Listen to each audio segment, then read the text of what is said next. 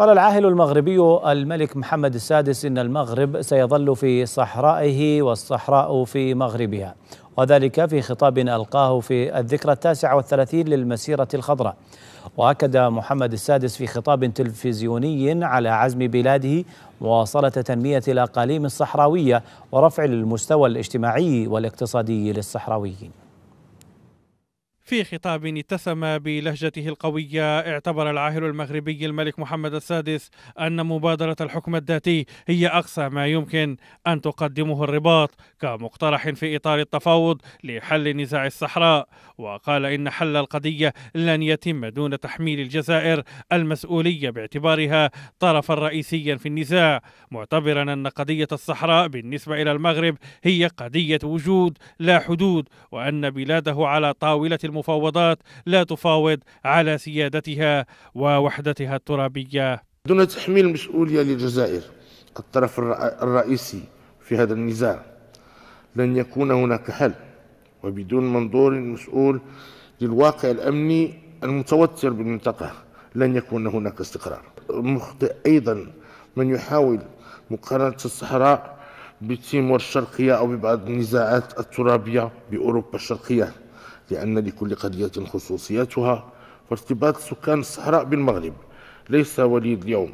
بل تمتد جذوره في أعماق التاريخ. الملك محمد السادس وفي الخطاب الذي ألقاه بمناسبة الذكرى 39 لحدث المسيرة الخضراء الذي أنهى الاحتلال الإسباني للصحراء، أشار إلى أن العام القادم سيشهد خلاله إقليم الصحراء تحولات حاسمة، خاصة مع الاستعداد لتطبيق المغرب ومن جانب واحد لمشروع الجهوية الموسعة التي ستمنح لأهالي الصحراء حرية تدبير شؤونهم المحلية بشكل واسع.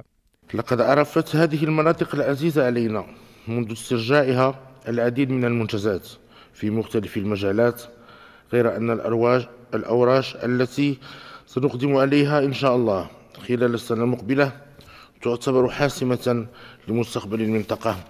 ويتعلق الأمر بتفعيل الجهوية المتقدمة والنموذج التنموي للأقاليم الجنوبية. فالجهوية التي نتطلع إليها ليست مجرد نصوص قانونية وتحويل اختصاصات موارد مادية وبشرية من المركز إلى الجهات، وإنما نريدها أن تقوم على الغيرة الوطنية الصادقة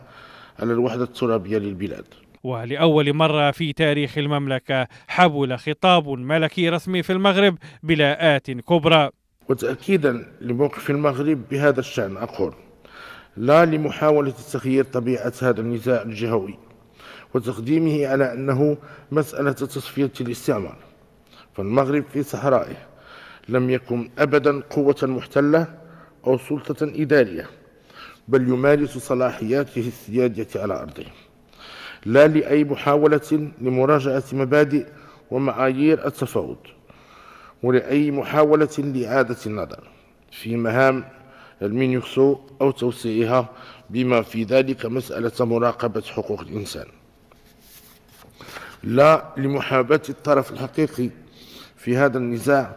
وتمليصه من مسؤوليته،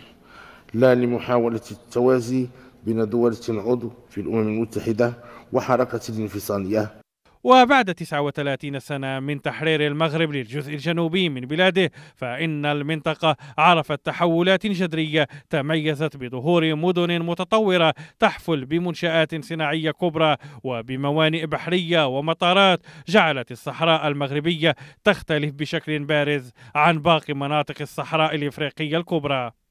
وحسب المتتبعين لملف نزاع الصحراء، فإن خطاب العاهل المغربي جاء ليضع النقاط على الحروف في ظل المطالب التعجيزية للطرف الآخر. المصطفى العسري، قناة الإخبارية، الرباط.